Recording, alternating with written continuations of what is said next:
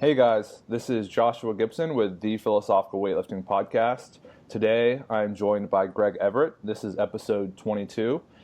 Greg has built quite the weightlifting mecca, a resource for everyone who does the snatch and clean and jerk. Competitive, non-competitive, whether you're a weightlifter, crossfitter, or athlete in another sport. So Greg, the question is, how did you come to this point with Catalyst and with the huge resource that you've developed?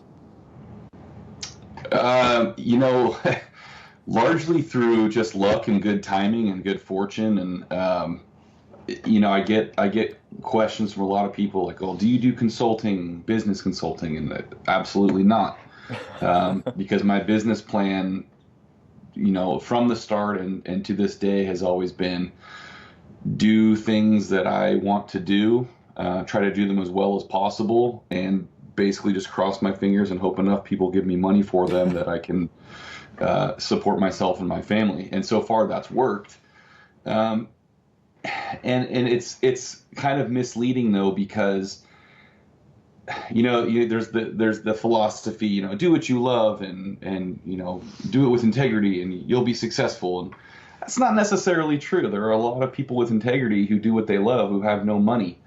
And can't afford to pay their bills. So I was just very fortunate many, many times over the years to, have met the right people or known the right people or just kind of stumbled into opportunities that I think really kind of propelled me to this position that I may not have gotten to, had I tried to get into this at a different time or in somewhat different circumstances. So I consider myself really fortunate. Not to say that I'm putting out crap work or anything, but I don't know that would necessarily have been enough to get as far as I've gotten in other circumstances. Sure. So maybe if you could just kind of dive into how you got started in weightlifting and kind of your path from first grabbing a barbell, doing a snatch to now. Sure. I was interested in strength training and training in general, for as long as I remember. I had a garage gym that was pretty well set up since the age of 10. And I did, the full range of sports from, traditional team sports to, any other, I don't know what you call them these days, alternative sports, skateboarding. I rode competitive trials, bicycle trials, things like that. But the common thread was always my interest in training for them, often to a degree greater than the sport itself. So weightlifting kind of turns out to be the perfect situation for that, because the sport itself is practically just training. So I learned the snatch and clean and jerk. I honestly don't remember where I read about them or heard about them, but it would have been in one of the books or magazines or whatever I was digging through as a kid. And so I didn't really have a good understanding of them. I didn't really grasp the sport itself. I didn't understand, what the sport was really about, what it was like. And, many, many years later, I found out that I had grown up, 45 minutes away from Jim Schmitz, who's a legendary USA weightlifting coach. But this is, pre-Google, so there's really no way to know that unless you happen to know somebody. There's no reason I would have picked up a Yellow Pages, for South San Francisco at the age of 12 and said, "Oh, look, there's a weightlifting guy right here. Maybe I can beg my parents to take me up there." So I kind of just did that stuff on my own, and unfortunately, snatch, clean and jerk, that sort of thing, they were just other barbell lifts in my mind, like squat, deadlift, press, bench. Because again, I didn't have the exposure to the sport. I didn't have the exposure to people who could really explain to me what this was all about and what was so special about it. And then when I moved to Chico, California, which is way up Northern California, to go to my third and final college, I met Rob Wolf, who had just opened a gym, invited me to come train there, and really shortly thereafter invited me to partner with him. And that was, I finally had a space where I could lift, and we had bars that spun reasonably well. They still weren't great, and bumper plates. And so it was kind of a second opportunity for me there to really get more involved and to understand it. And then I met Mike Bergner. I met my wife, Amy. She wasn't my wife when I met her. She became my wife later. But so I was lucky enough to have that exposure all of a sudden to people who knew about weightlifting, in the case of Mike Bergner, who were very experienced, very good weightlifting coaches. And in the case of my future wife, a very good, very experienced weightlifter. And so I just, going back to what I said earlier, I just was very lucky to meet the people I did at the time I did. And that was really, it was a huge opportunity for me. Do you feel like there was ever an aha moment or a moment of realization where you thought, this is what I'm going to be doing for, the remainder of my life or my career or whatever, where it was like an actual opportunity to build an income and support yourself? I don't know that there was a moment necessarily, but there was certainly a progression towards that understanding that I might be able to make it work. And this was really early on in the CrossFit era. So, I met Rob Wolf in 2003, I think. Excuse me. And at that time, it was, I think we had the fourth CrossFit affiliate gym of all time. Wow. Rob had helped start the original affiliate gym. In fact, he and his partners were the ones that gave the affiliate idea to the Glassmans. And so the landscape was very different. It wasn't like it is now, where you can pop up out of nowhere and instantly have a market to sell to. We really had to struggle. We were all three of us, partners in the gym, were working at least one other job, sometimes two, and pretty much begging people to train with us. So at that time, it wasn't, oh wow, I can go make a living off weightlifting. Absolutely not. You couldn't even do, run a weightlifting program in a gym and make money at that point. And to my knowledge, all the existing weightlifting gyms at that time were either just garage gyms that were not businesses, or they were part of like rec department programs. So things like, Danny Camargo's gym, or, out in St. Joe, Missouri, Dennis Sneathen's gym, and different things like that, or they were in high schools. So there was no such thing as a weightlifting gym business, right? CrossFit thing was emerging. There were sports performance gyms, there were personal training studios, all these other things. And then I got into, trying to put out online content for weightlifting, because I was really unhappy with what was out there. And, like, for example, my coach, Mike Bergner's website at the time was like this pale yellow page that looked like he just kind of published a Word document, and it had like some pictures of the Rocky Mountains on the top. That was a weightlifting website in 2003 or whatever. USA Weightlifting site was useless. Bud Charnaga's, Dynamic Alico site had a few articles and, of his translations and things like that. But it was really, really rough out there. There was just not information. And I put out my book in 2008, the first edition. And that was the first time when I was like, okay, there might be a small market out there for this kind of thing. I can make a little bit of money on the side, but it never occurred to me that could be, a business unto itself, that was going to be able to grow into something that would actually be profitable, to the point where I could not have a real job on top of that. Sure, and there's a lot to unpack there. But a question I do have is, for a new weightlifter trying to navigate what is now a very packed market, what advice would you give to them? Because it's clearly different from when you started and there wasn't much. Now there seems to be an excess. A new weightlifter trying to get into what market? What do you mean? Just weightlifting, trying to become a competitive weightlifter. Yeah, I mean, it's absolutely a double-edged sword, because there is so much information out there, and there is a lot of good information out there. But, like anything else, the majority of the information is going to be, I guess this isn't mathematically possible. I was going to say the majority is below average, but that actually isn't true. The majority is not great. It can be really poorly put together. It can be misleading. It can be flat out wrong. And so that's the new difficulty for weightlifters and even weightlifting coaches now is trying to sort through all this information, an overwhelming amount of it, and trying to figure out, filter out what is not helpful, what is not correct, what is counterproductive, and get straight to the things that are actually going to help them and work for them long term.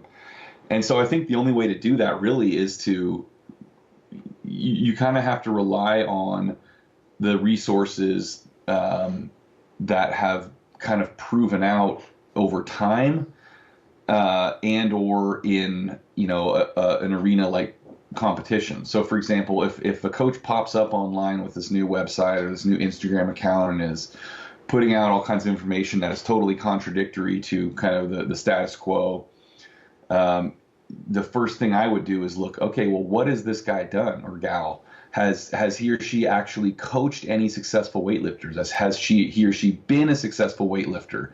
And if they were successful weightlifters, were they successful because of these things that they're saying, or did they do things completely differently, which is actually becoming really common?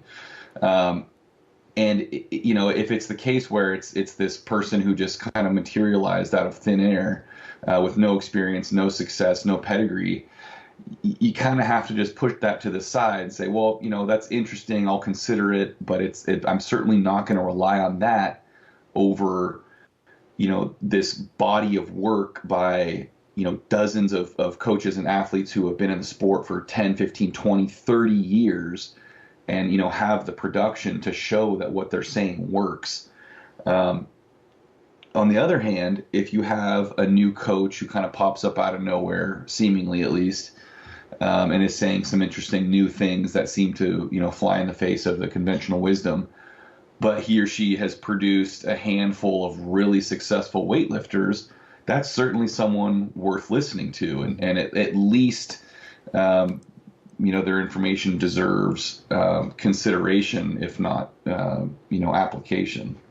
Sure. And so upon your entry into weightlifting, what do you think has been the major changes since you started training until now? Because obviously you released a book in 2008 and you probably revised that. Have you had any experiences where something has changed your view on programming or technique dramatically, or has it been kind of consistent since then? I wouldn't say there have been dramatic changes, but absolutely there's been an evolution since that early time. And I think the biggest driver of that change has just been experience as both a coach and a lifter. And obviously, when you start off, you don't have the practical experience, you're learning, and so much of the information you have is theoretical. And as you start applying that to real lifters, to yourself, whoever, you start interacting with other coaches and other athletes who may be doing things differently from you, you accumulate all this other data, or these other data, I guess I should say, and you're able to understand things better. You're able to kind of refine what you know and what you're doing, from a purely theoretical model to, practical applications that are not going to be perfect across the board. Every athlete is somewhat different. Every situation is somewhat different. But you have a set of tools and this collection of information that has worked for people in the past. And very likely will work for more people in the future versus, concepts that should work, but you haven't really tested. Sure. So do you have a current coaching philosophy that you could maybe explain to our listeners? Like imagine you had a new weightlifter come into your gym that's middle-aged, no real training experience, and then you kind of walk through the structure of like a program for them. I don't know. It's hard to create a philosophy, I guess. I guess my thing is that I'm very much in favor of kind of relying on relatively simple approaches, relatively well-established approaches, really relying on the idea of hard work and consistency and focus rather than constantly searching for something novel and something new. Because I really feel that for many people, you end up just spinning your wheels for years and years and years because rather than just knuckling down and going to work on things that have been established and are successful, you're kind of constantly scouring the internet or whatever it is you're doing, trying to find, well, what's the secret? What's the secret of these really successful European and Asian lifters? And most of us know what the secret is at this point. But people don't want to admit it. They want to know, well, this is the secret technique that makes these guys snatch 150 kilos more than me. Or this is the secret to programming that makes them squat, 500 kilos at 62 kilos. And it's just not there. I mean, and that's I would say is one of the things I've always believed, but really was reinforced over the years as I talked to more and more coaches and more international coaches. And people would say like, well, look at the Cubans. Those guys are always such strong squatters. They must have some crazy squat program.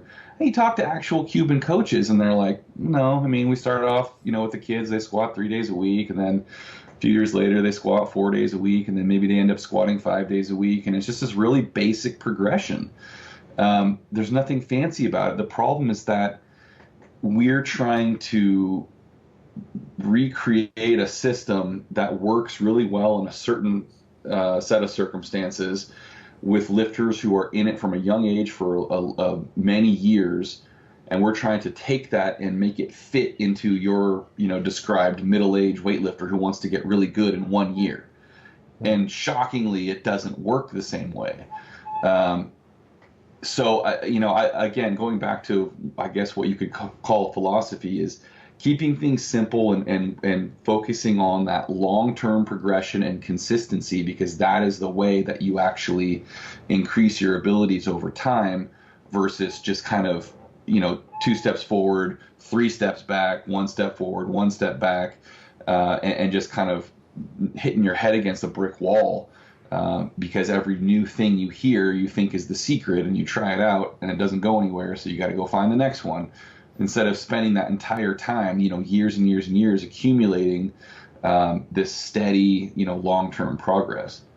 Yeah, and that seems to be the marketing tool of choice for most people, is like they have this Chinese secret or this Russian secret, like these texts that no one has ever read before, but suddenly they have them and they're able to prescribe this magical program. Right. So would you say that you do have a system that kind of reflects the way you program, just to give us an idea of like what that would look like maybe Russian, Chinese, Bulgarian, etc.? If I had to classify it, it would definitely lean more towards the Soviet style of things. Mm-hmm. That being said, there are plenty of times with certain athletes that I will use very much more of a Bulgarian approach. I have one lifter right now who, squats to a pretty heavy single every single day and then has some back off sets of squats. We tend to work very heavy every day, and we work based more on feel rather than prescribed percentages. But that's kind of an exception for me. If that works for a certain lifter, I will absolutely use it, because that's I guess the really fundamental part of my philosophy is, if it works, I will do it. I'm not wed to certain programming methods or anything like that to the point where I'm unwilling to do something that works better because it doesn't fit into my model. So really my model is, let's figure out what works best for you, and then let's just ride that pony into the dirt until it no longer works. But I do think that for the majority of people, especially for people in this country where you tend to have people coming into it at a somewhat later age with maybe not a great athletic background, a good foundation to work from, that Soviet style approach where you have generally, somewhat lower average intensity, a little more volume, a little more variety, and probably some more kind of GPP style training here and there. is typically going to be more successful for the people that we tend to work with, because they kind of need um, that broader approach to training versus the extreme specificity of, say, like a more Bulgarian approach. And, the Chinese model is basically just the Soviet model, but with maximal intensity and volume, because who cares? If you break one, you've got 5,000 other extremely talented lifters waiting to take that spot. And that's the thing people forget is in the U.S. we're basically just doing anything we can to get one or two athletes, and then doing anything we can to keep them long term. So we have to be careful. We can't hurt them. We can't push them away because they hate training and they feel like they're being exploited or they're being killed. Versus, a country like China, they have such a huge population to work from. And I don't mean population in general, I mean athletic population in a sport like weightlifting, which is such a huge sport there. They literally have lines of people backing up their top lifters. They've got lifters breaking world records in the gym every day whose names you'll never know because they don't need them. Mm-hmm. Right? Those guys are like the D team, and they're breaking world records at 19 years old, and you'll never know who they are because the guys in front of them are doing okay. They haven't gotten hurt yet. Yeah, so what's kind of confusing is there is this idea when people initially get in the sport, you kind of see this transition to like a more Bulgarian approach, which has become popularized, like maxing out a lot, and these people tend to get injured often. So it's kind of counterintuitive to what you're saying, which is more of a like accessory dominant program with a lot of weakness work and imbalance work. So to give us an idea of like how you would program that, and what are some of your favorite assistance exercises? Do you have some that you go to often, or is it kind of individualized? It's definitely individualized, but just to clarify for people, a lot of what we're talking about is not accessory work in the sense of, like weird, plank, band, pull, rotation, Mike Boyle kind of stuff. It's largely like a lot of pulling variations or pressing variations and, snatch, clean, jerk variations that are used to work on weaknesses or problem areas. So it's not necessarily strength weaknesses or lacks of strength or imbalances or things like that. It can be technical weaknesses, or it can be, a hybrid of those things. Because that's the thing with weightlifting is you can't always separate kind of the physical characteristic from the skill characteristic. And so, if we're looking at, say, the pull of the snatch, you have a lifter who always gets the shoulders behind the bar too early. That is, in one sense, that is a technical problem, right? They're not doing the skill part of the snatch properly. But it's also potentially a physical capability problem where they don't have the postural strength to stay over the bar that high up in the pull. So, when you end up using, or I end up using a lot of pull variations like, segment pulls, also known as pause pulls, halting deadlifts, things like that, where we're working on either a specific portion of the pull rather than just the whole pull or the entire competition lift. Where we're emphasizing certain parts of it, like the ability to stay over the bar and that postural strength, or the balance, or the timing. And so that's the sense that I'm looking at, where we work on strengthening your weaknesses and then exploiting your strengths. Versus a Bulgarian approach, which is like, okay, well, snatch, clean, and jerk, you just have to do those really heavy all the time, singles, because that's what you're training for. And for periods of time, for many lifters, that works really well. But I use that more as kind of competition prep versus a long-term training program.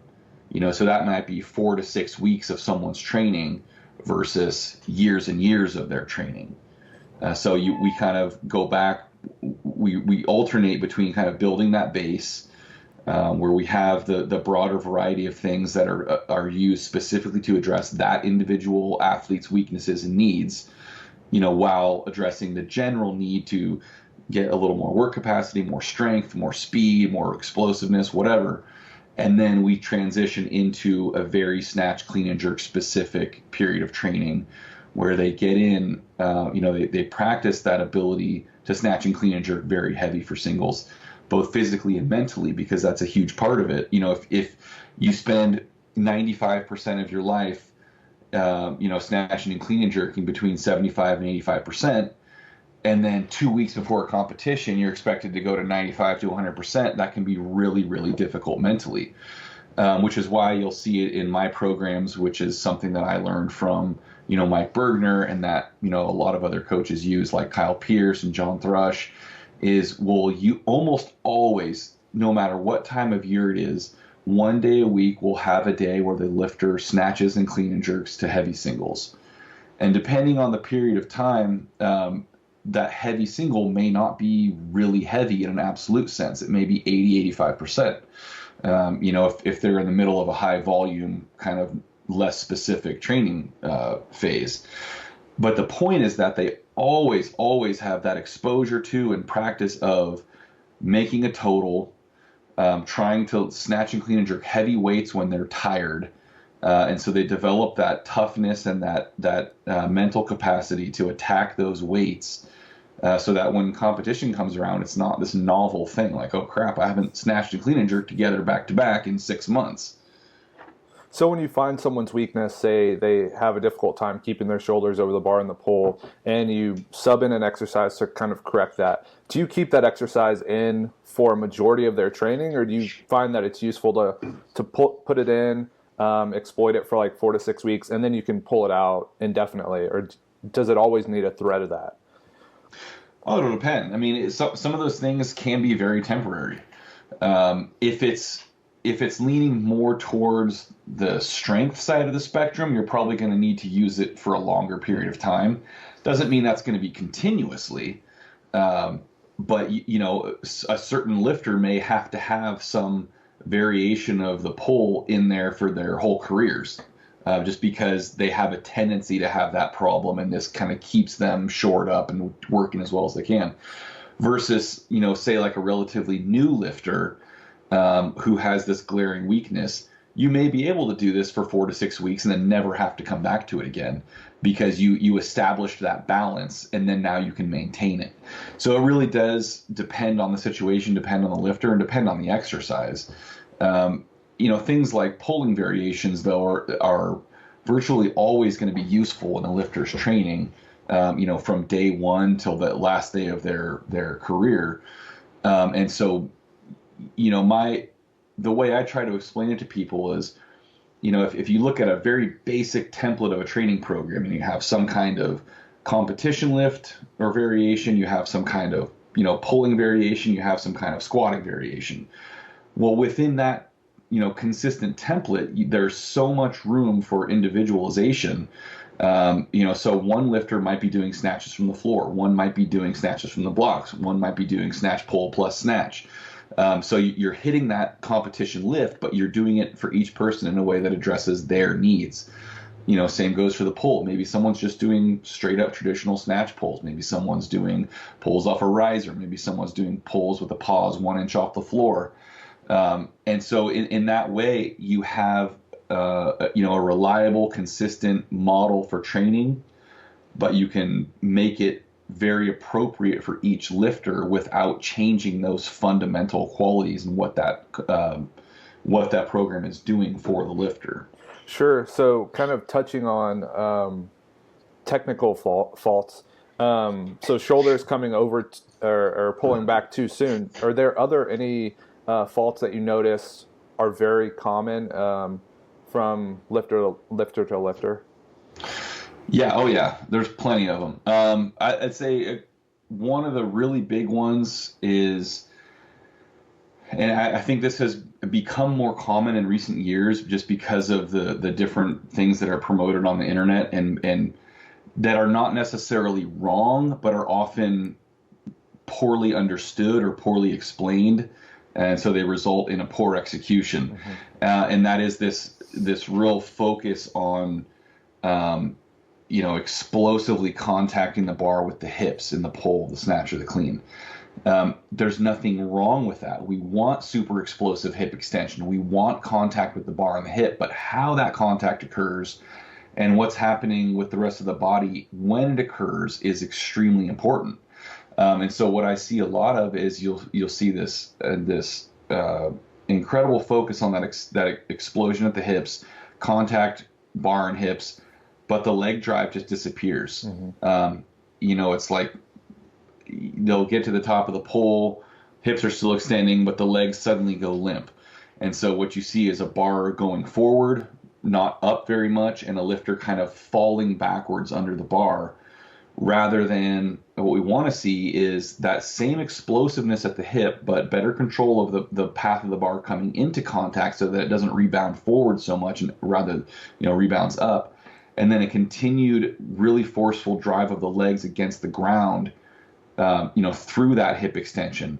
And so then we have the hip extension power and that speed directed in the proper direction. So we get the elevation of the bar, we get the bar moving, upward more than forward. So we're not then trying to correct that divergent bar path with the arms. We're guiding it with the actual pull versus trying to, more of a remedial fix, which is, pull the bar close to you. It's like, well, you shouldn't have to pull it close to you that hard because it shouldn't be running away from you that much.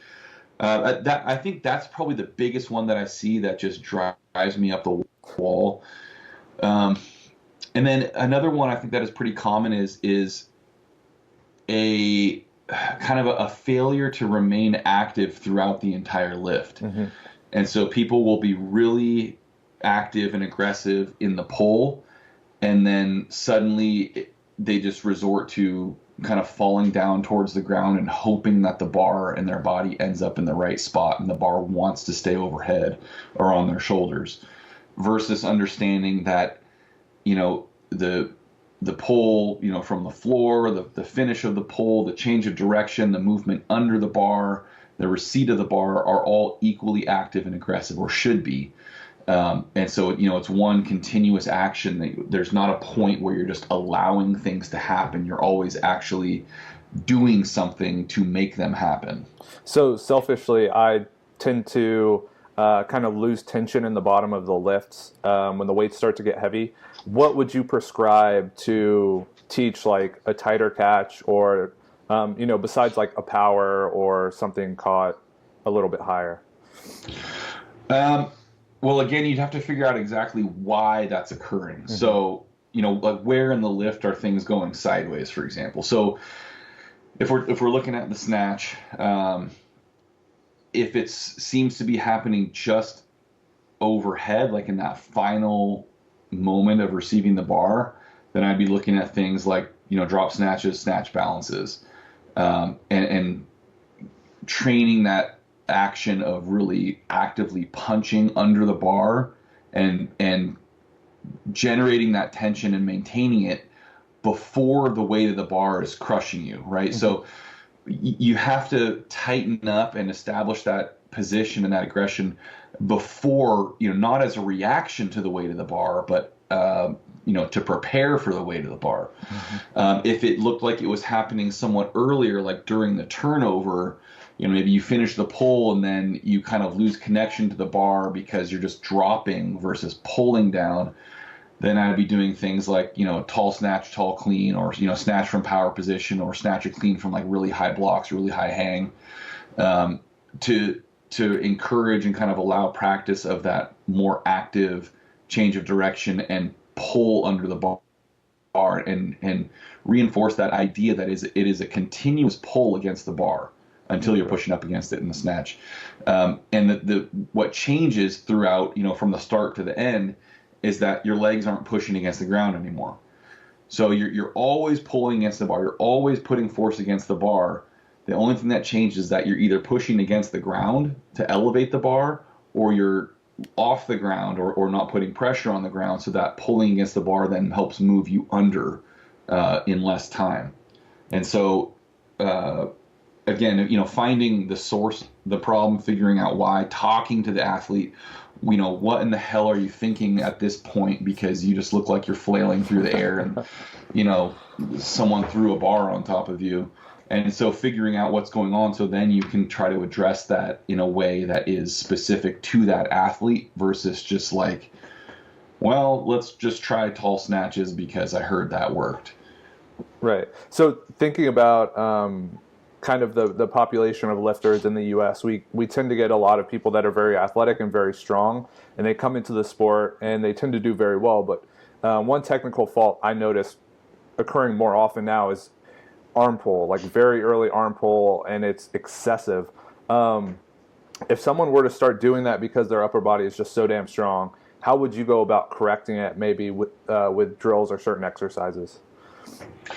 Yeah, I mean, number one with that is just educating them conceptually so they understand, because you don't want to try to do a bunch of drills and things like that if someone doesn't even fundamentally understand what their arms should be doing at that point of the lift, and that just gets really confusing.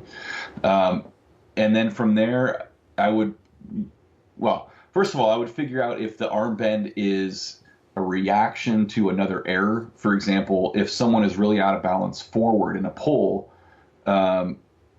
it's really typical to pull with the arms because that brings the bar back closer to the body, and kind of helps them not fall on their faces. So, get that stuff out of the way first. And if someone's actually trying to lift the bar with the arms, then I would work on things like doing slow pull to hold. So, for example, instead of just doing a regular snatch or clean pull, you would get the speed way down, do like a 3 to 5 count to mid-thigh or so, and then accelerate. You could add to that a hold at the top, so they get up to the top of that pull position, and they try to hold it for 2 seconds, which can be really difficult. But the point is making sure they're balanced, they're extending, and that slower speed and that hold really allows them to feel the body extending and the body lifting the bar, versus the arms lifting the bar. And over time you speed that stuff up. You can start adding, turning it into a complex where they do 1 pull plus 1 lift, or 3 pulls plus 1 lift if it's really bad. Doing it from like a 3-position lift, working from top down instead of bottom up. So you could work from hang above the knee. Next rep would be hang below the knee. Next rep, from the floor. And at each point, just, helping them understand that they need to be patient and focus on, I think one of the best ways I've heard it described was by Tim Swords, who is now Sarah Robles' coach, who told me years and years ago, he's like, you're towing the bar with your body, versus lifting the bar with your hands. And so trying even things like having them do some lifts with straps and focusing on having really loose grip can help that sensation of feeling the bar kind of stretching the arms out.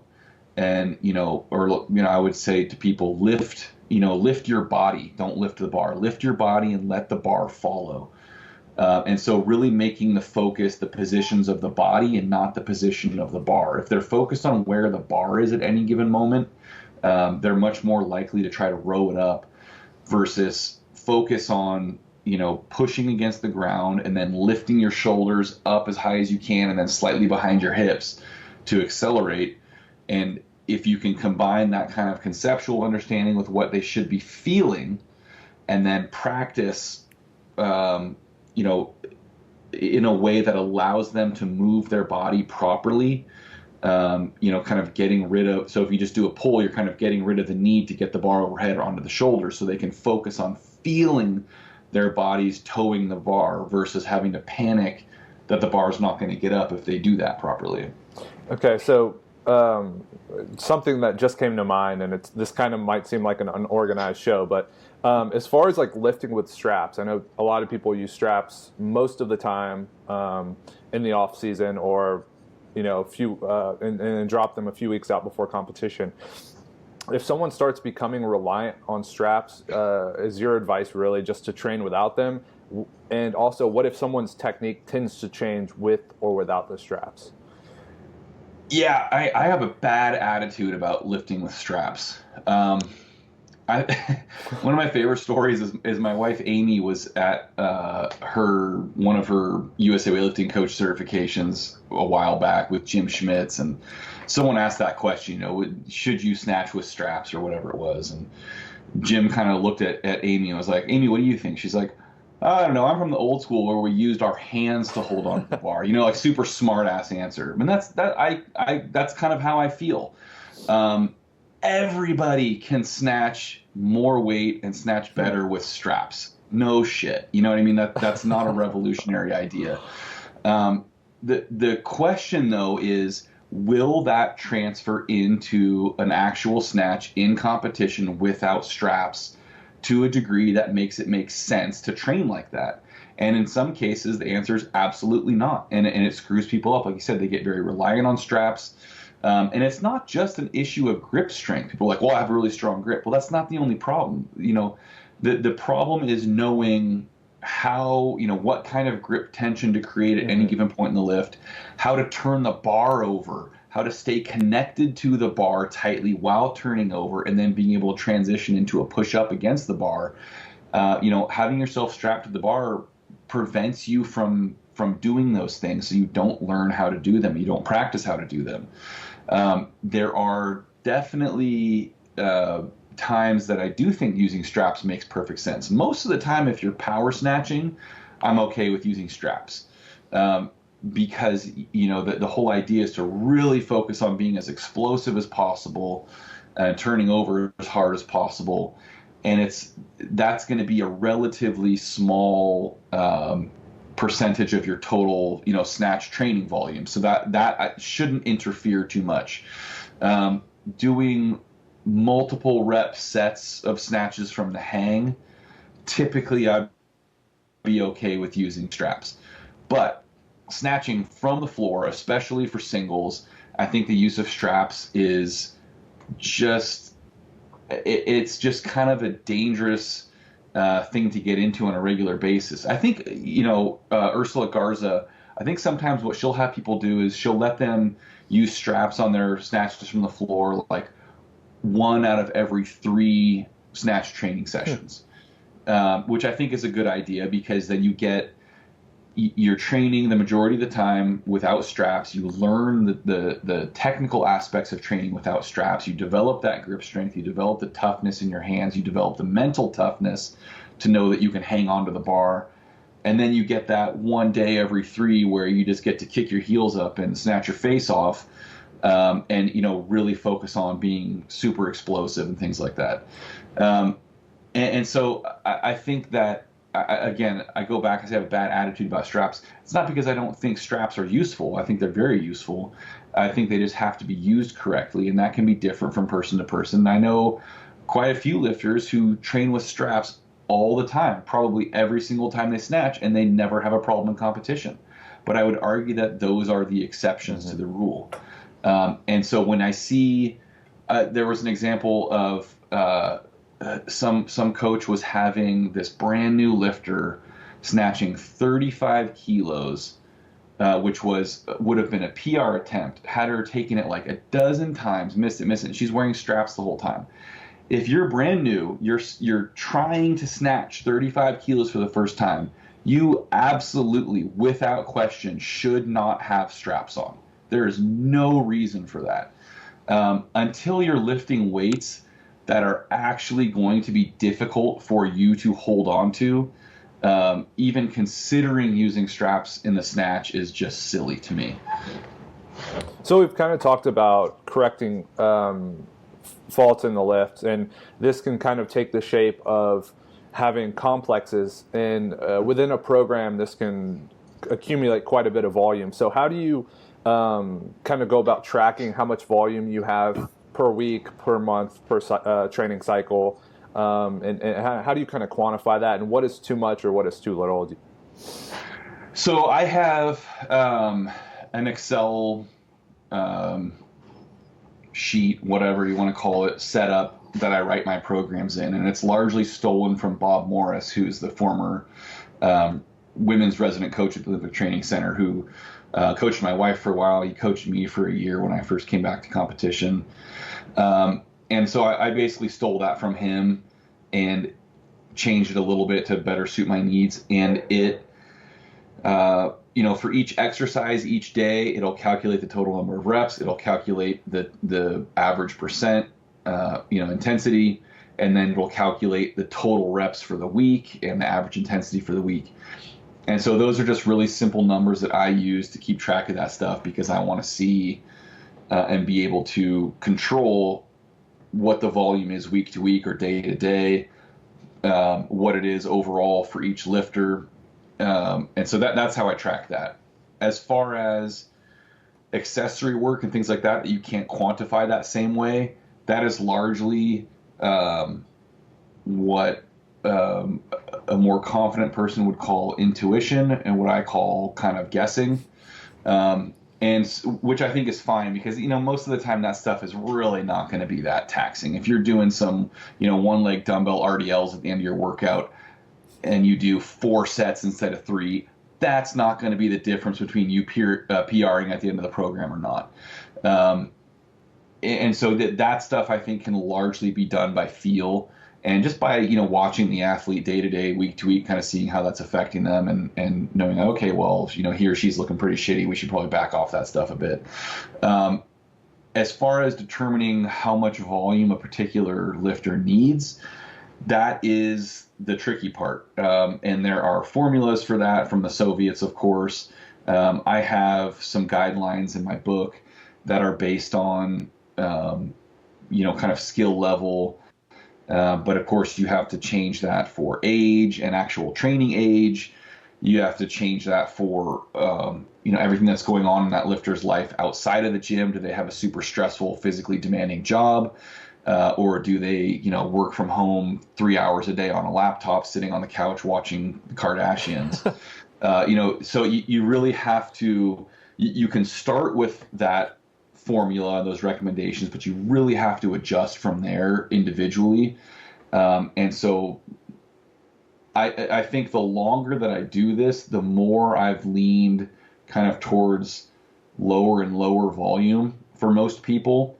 Because the great thing about that is you can always add more and see the effect. The problem, if you start with really high volume and you go, oh, wow, this guy is dying, he can't handle this, so you back off.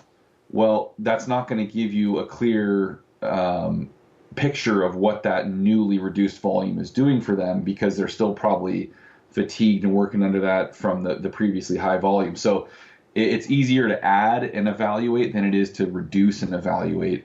And so I always just kind of err on the lower side and then work from there. And then the good thing about, putting all your programs into an Excel document or something like that versus just relying on your lifters to write stuff in a notebook that, God knows what's going to happen to in a year, is that you as a coach have all that stuff on record. And so if you are working with a single athlete for years on end, which theoretically is what's going to happen, you see, okay, well, if we were doing 300 reps on average a week, during this preparatory phase, she did really well. If I moved it to 400, she died. Okay, so maybe we need to stick more towards that 300 range. And so that's what so much of my programming is what worked before for this lifter. And we're going to start with that as, the template, and then I'm going to make minor changes to it versus these huge global dramatic changes, because I know this, fundamentally works, but I wanted to see, maybe we need to work on a different pulling variation, just to go back to what we talked to earlier, versus the one we used before, or that need doesn't really exist anymore, but now she has this new problem, so we're going to change this and address that while, it still fits into that same basic program, same amount of volume, same intensity, et cetera. So it really is, to a large degree, trial and error. But you can start off certainly with those guidelines, so you're not just like completely, pulling out of your ass. So if we err on the side of caution with volume, what about intensity? Because when you start stringing together like 3 lifts or 4 lifts, it can be difficult to judge what percentage of their max we're going to be working from. So do you use more of like a... You're talking about complex specifically? Yeah, for like a complex. Okay. It depends on the complex. So let's say you're doing a clean and jerk complex, so it's got both clean stuff and jerk stuff. Well, you pretty much have to work off the lifter's best clean and jerk, because if they have a big disparity between the two, if you have someone who cleans 20 kilos more than they jerk, and then you give them an appropriate percentage based on that clean, then they're going to die for the jerk portion. It's not going to be helpful. And if you just do on the jerk, then maybe their clean is going to suffer a little bit. So then maybe you decide, well, we're going to have to split these two up. And the thing with complexes is it's really the same for any lift. Is it's largely individual. Mm-hmm. So if you have a lifter, let's say you have two lifters in the gym, you both give them, snatch doubles at 80%. One of those lifters might be looking like they're still warming up. The other one might be, looking like they're doing a max effort set each time, and maybe they can only get one set when you wanted them to do 5. And it's because there are so many factors that go into determining how that percentage is going to affect them, how difficult it's going to be, their technical proficiency, their aggressiveness, their confidence, all those different things. So basically, the higher skill level the athlete is, typically the higher the percentages you're going to be working with just as a baseline. For a more intermediate lifter, it's going to be a little bit lower because they're kind of getting somewhat technically proficient, but they haven't developed that huge capacity yet. But then you go all the way to the beginner, and it's going to go back to really high percentages again because they're not technically proficient. They have this huge strength reserve over what they can actually snatch and clean and jerk. And so if you say, okay, well, my more advanced lifter does this at 75%, so I'm going to give my beginner 75%. You could be totally wasting their time because, that's the equivalent of your more advanced lifter doing 50%. Mm-hmm. In terms of effort and how that's going to affect them as far as training adaptation goes.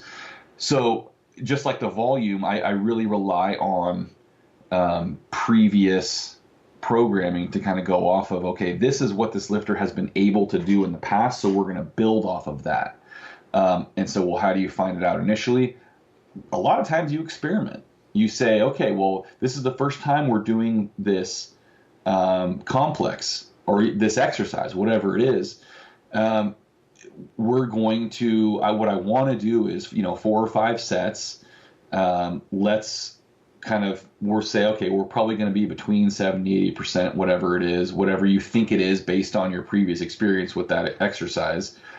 And then you just feel it out, so more based on what you see as a coach than what the athlete feels, because that's not always super accurate.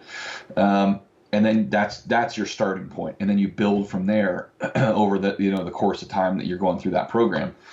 And so that's again where it's really important, or really helpful at least, to be coaching someone in person versus sending someone a program, 12 weeks at a time or even 1 week at a time who you don't see every day.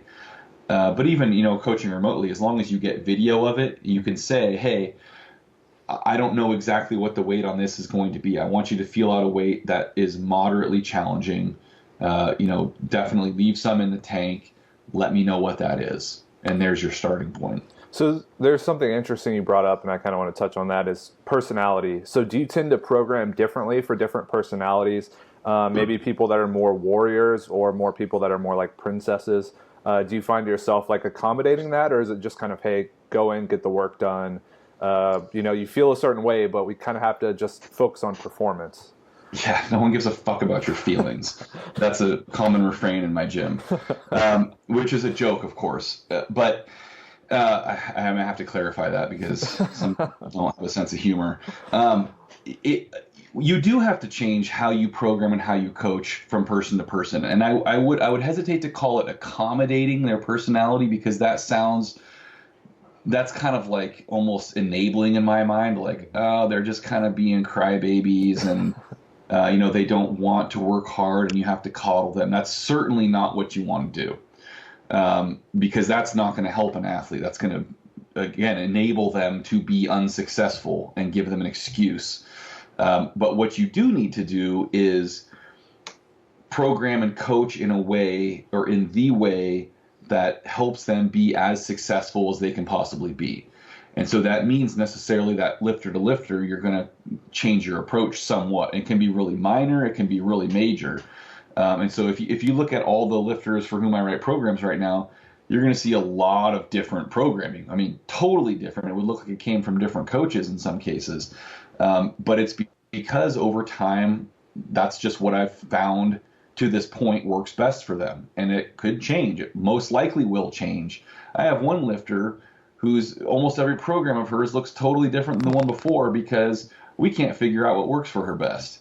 And I don't think it exists, because every program she's like a different human being and responds differently to the same things. So that's not saying, well, she doesn't like training this way. It's more like training this way doesn't work for her, so we have to find something that does work for her. And so there's certainly a degree of accommodation in that sense, where, going back to the idea of where you have a national sports system where you are just pumping people through, and there are these huge incentives for them to work hard and nearly kill themselves to be successful. We don't have that. I don't have that, at least. I have people who I have to make sure want to lift. So to some degree and in some way, they have to enjoy training at least some of the time. Mm-hmm. So if you're like, okay, well, this is the program that absolutely makes you accessible, but they are successful, but they are completely miserable every single day, it's not going to work, because they're not going to commit to it. They're not going to stick with it. They're going to quit. They're not going to put full effort into the program. So even if it's theoretically the most effective program for them, it will practically turn out to not be effective for them. So there is some level of accommodation, I guess you would have to say, because whereas in, say, China, the athlete, it's a very one-way relationship. That athlete has to please that coach, right? That is your job, is you have to do what your coach says or you can beat it. Whereas here, coaches largely have to be the ones pleasing their athletes. They have to keep the athletes happy, because athletes are the commodity in this case, and we need them really badly, and they're hard to come across, and there are more and more coaches out there, so we have to almost do everything we can to keep them enjoying what they're doing, and seeing progress also, because of course nothing's more enjoyable than progress, even if that means maybe we veer off very, very slightly from what we think would be absolutely the best, if we were working with a robot, for example, who has no feelings or no interests and doesn't really give a shit. They just do the work. Right, and I think a lot of people are becoming really attached to the idea of what's called an overreaching phase, where you double the volume and depress performance and then taper. But a lot of people just can't handle that kind of training. And you said, you're putting them at risk for injury, and then at risk for not even enjoying the program, and then therefore not giving complete effort. So it's kind of a fine balance. And that's where the art of coaching comes in, I believe. Absolutely. So the last little section I want to touch on is kind of preparing for competition. Do you have any changes that you make to the programming to kind of mimic a competitive setting, maybe like EMOMs or waves, or any tips or tricks you can kind of give our listeners?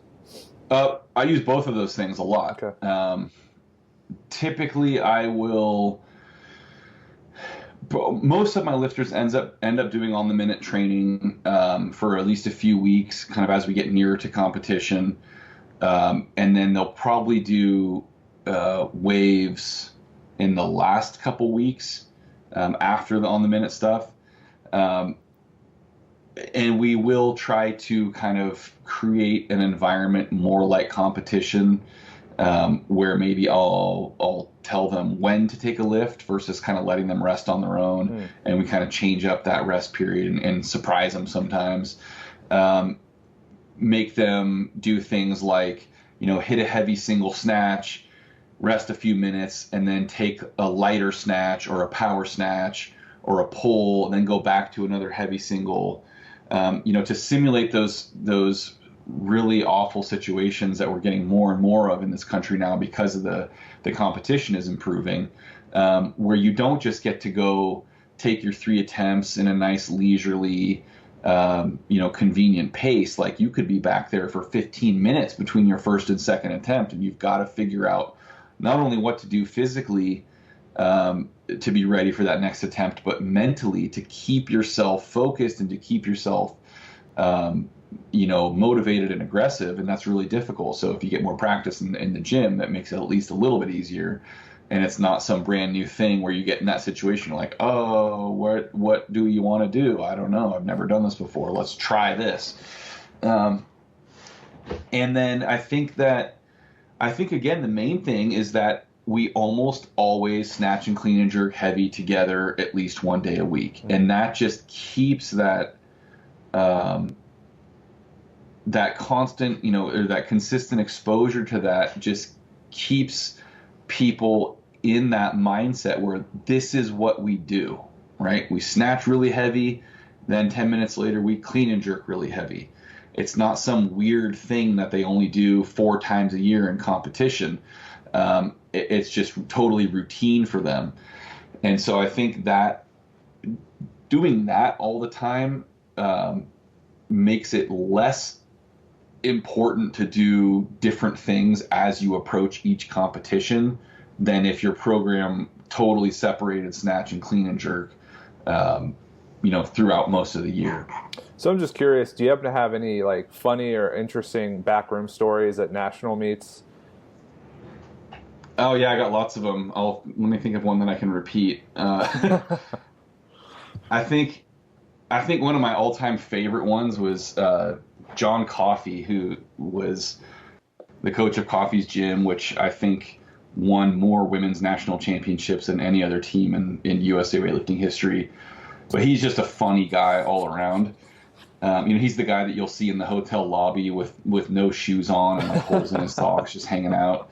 But so he and I were standing next to each other during it would have been a 58 kilo session. We were watching, I don't remember which lifter it was, but she was on her second clean and jerk, I think, and she had missed her first clean, couldn't stand up, and so she takes the second clean and she's bouncing around on the bottom. She's trying, for what seems like 10 minutes to stand up, and John just kind of goes, "Get up, bitch," and then just kind of half turns his head and winks at me, just like, because he just says funny shit like that all the time, and then of course wants to make sure you heard it. And so it's little things like that I just find hilarious. And unfortunately John's had some health problems, so he hasn't been around as much, but I would say probably 50% of my really funny weightlifting stories have something to do with John Coffey. That's awesome. And this last little bit I have, just kind of wrapping up, are more like abstract questions, kind of the philosophical aspect of this podcast. So the first question is, besides physical improvements, do you think it's useful for everyone to like strength train, be it like weightlifting, powerlifting, bodybuilding, etc.? And what has engaging in that done for you? Yeah, I think it's absolutely imperative for any human being to engage in physical activity. And I do think that physical activity that has somewhat of a strength bias is even more preferable. I don't think that, say doing nothing but long distance running has the same effect, although I don't have a problem with that. I think it's great for people who enjoy doing it. I don't think that should be the entirety of their exercise or their physical activity, though. I think that there is something inherently special and unique about strength training, and it's things like having this very objective, measurable, systematic progression where hey, 2 years ago I couldn't lift X number of pounds off the ground and I was pretty much useless, and now I can lift this much and I'm a better person. I contribute more to the world now. And it's this very real objective thing versus like, oh, well, I like riding my bike, and so I feel like I'm better at it maybe, and That's great. That's cool, but it's a completely different thing. And I do think in terms of just kind of mental health, there is a certain kind of effort and struggle and toughness that is required by and developed by strength type training, that is very different from the kind of toughness that you would see from an endurance type sport. And I've done both. So I don't mean to like speak ill of endurance sports or endurance athletes. I'm not saying it's bad. I'm not saying it's not as cool as strength sports. I just think it is a very different effect and a very different experience. And I think that even those endurance athletes, or non-athletes who enjoy more endurance type activities, can really gain a lot from those strength type activities, even if that's not their priority. Again, it's kind of those lessons in mentality and toughness that I think are sort of inherent to that type of activity that you can't really replicate with something else. Yeah, and I think at a point in time where everything is at your fingertips, like you can literally pay somebody to bring you food and do your laundry and clean your house. Like this is something that you have to earn. Nobody else can do it for you. No one else can make it easier for you. Like you have Absolutely. to put yourself in there and struggle. And there's something about that struggle that's attractive. Yeah, I mean, I'm a huge fan of self-imposed manual labor. And it, like you said, we're at a point where a human being really doesn't have to lift a finger to survive, and that's not healthy. It's convenient and comfortable, but it's not healthy. And I think, to me, I can very much equate, strength training with barbells and dumbbells and kettlebells and sandbags and, sleds and all things like that with manual labor. There are a lot of crossover there. Although I do think that people should do literal manual labor for much time in their lives, whether it's for work or for, doing things for someone else or building things for their house, whatever it is, because again, like strength training, there's a lot of lessons to be learned there that you cannot replicate any other way. Yeah, for some reason it's looked down upon though. It's like the more you have to work to accomplish something physically, the lower you are on the totem pole. It's like the people that are higher up do less and less and less, and they're kind of just controlling everyone else and getting them to do the work. So it's kind of paradoxical. Well, that's one of the greatest scams of organized society to this point. Is somehow a CEO deserves to get paid 19,000 times as much as a guy who builds a car, and we're okay with that. Right. Well, some of us are not okay with that, but yeah, that's just a scam from top to bottom. So on a bit of a brighter note, the last question I have before we kind of get the plugs on, what's one thing that people can do each day, and this kind of bleeds into what we were just talking about, what's one thing they can do each day to better their life or better their lives? Well, I'll take a left turn here and say, do something for someone else that doesn't benefit you directly. Ooh. And this is a conversation I have with people a lot. There's a difference between doing good things because you're looking for a reward or to avoid punishment than doing good things for the sake of doing good things. In the latter sense, you're a good person. In the former, you're a bad person doing good things for selfish reasons. They're two entirely different things. And I think that no matter who you are, no matter what you do for a living, no matter what you do for sport, if anything, developing that sense that it is normal, it is good to do something for someone else's benefit that isn't going to help you. Like just as a simple example, donating money anonymously. So, I'm going to donate this, but I want my name on a plaque on a bench right there so everybody knows I was the good guy. No, you know what? Shut up. If you want to help them, just give them the check and go back to your life. Volunteering your time,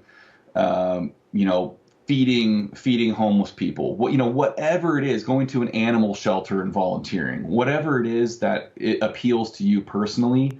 I think learning that I should back up and say that even though there isn't a direct benefit to you in terms of recognition or some kind of monetary compensation, whatever it is, there is a benefit to you because you learn, you do feel like you're a useful person who's contributing to the world versus who's just consuming and is just out for themselves.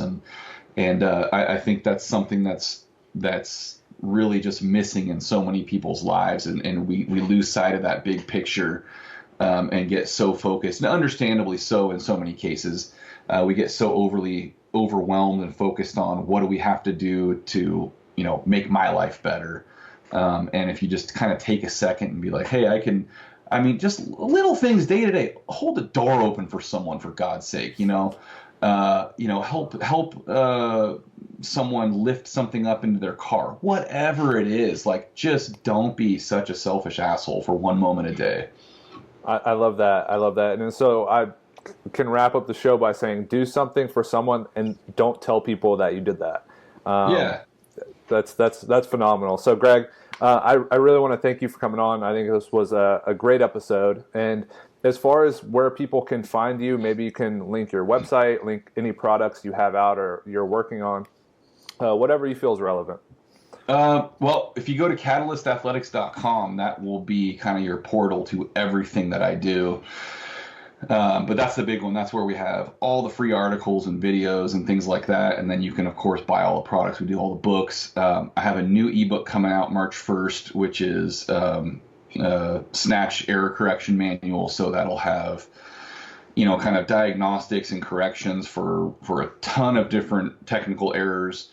It's got links to videos for every recommended fix, all that kind of stuff. So you can get that actually on sale right now until March 1st. And then, of course, my big book, The Complete Guide, is on there for sale. Mm-hmm. And then social media, we're on Instagram at Catalyst Athletics. Facebook, I think, is Catalyst PM. We cross-post everything, though, so pretty much if you follow us on one thing, you're going to get whatever is on the other thing. So pick your poison. And you do have a podcast with Ursula Garza. Yes, we do. It comes out kind of every 2 weeks. So we're not really consistent on it right now just because we're so busy. But yeah, you can get that on the website, but of course, iTunes, Google Play, iHeartRadio, Stitcher, pretty much all those platforms. It's on there. YouTube now. And it's everywhere. There are a lot of previously recorded episodes. I've listened to most of them. I think they're phenomenal. And you pretty much list out the questions that you've answered in the titles or in the description. So you'll be able to easily browse through those and find whatever you're looking for. So thanks again, Greg. I really appreciate you coming on. And guys, if you liked what you just heard, like, share, subscribe. Head over to Catalyst Athletics and give them all of your money because Greg, I'm sure, could use it. I mean, we all can use more money. Yeah. Give us all your money and then don't tell me about it. That's your charity for the day. Right. Yeah. So thanks again, guys. And this is another episode wrapped up. We'll catch you guys next time.